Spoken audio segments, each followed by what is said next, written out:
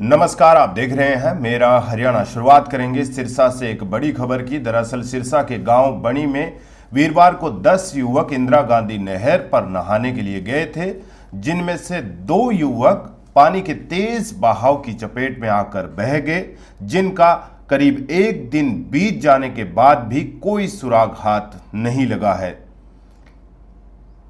घटना के बाद लगा है।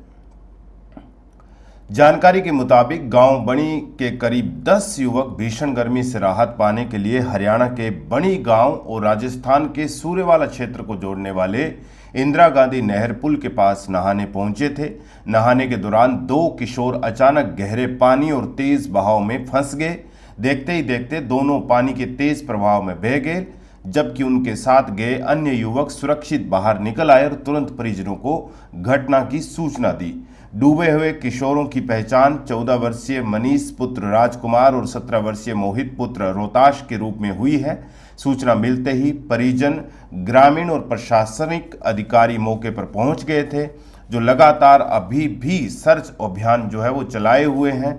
और इसके अलावा स्थानीय गोताखोरों की मदद से भी नहर में दोनों किशोरों की तलाश लगातार जारी है, लेकिन अभी तक इन दोनों युवकों का कोई सुराग नजर नहीं आ रहा है, दिखाई नहीं दे रहा है। लेकिन लगातार पुलिस प्रशासन, गांव के लोग, इसके अलावा आसपास के जितने भी लोग हैं वो लगातार सर्च ऑपरेशन वो चलाए हुए हैं, सर्च अभियान वो चलाए हुए हैं। लेकिन अभी तक जो खबर आ रही है वो ये है कि इन दोनों युवकों का अभी तक कोई सुराग वो हाथ नहीं लगा है।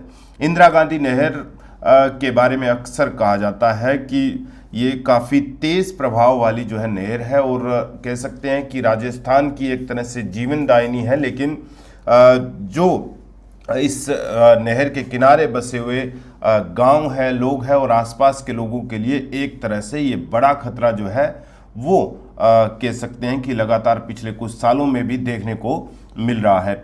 ऐसे में हम यानी मेरा हरियाणा आपसे उम्मीद करता है, आपसे अपील करता है कि अपने बच्चों का खास करके इस गर्मी के मौसम में ध्यान रखें। जैसा कि प्रशासन ने भी नहरों में नहाने पर पूरी तरह से प्रतिबंध लगा रखा है, उसी हिसाब से आप भी अपने बच्चों को रोक कर रखें, ताकि किसी भी अप्रिय घटना से वो बचा जा सके। क्योंकि अगर आप देखेंगे तो इंदिरा गांधी नहर बहुत बड़ी नहर है और इसके पानी का बहाव बहुत तेज़ है, और हाल ही में इस नहर की साफ सफाई भी की गई है। तो जाहिर तौर पर हरी के पतन से जब पानी राजस्थान जाता है तो बहुत तेज़ प्रभाव के साथ जाता है। ऐसे में हम आप तमाम दर्शकों से भी अपील करते हैं कि जो भी बच्चे इस वक्त नहरों पे नहाने के लिए बाहर निकलते हैं वो कृपया सावधानी बरतें, मत जाएं, क्योंकि प्रशासन की ओर से भी प्रतिबंध लगाया हुआ है और कभी भी अप्रिय घटना हो सकती है।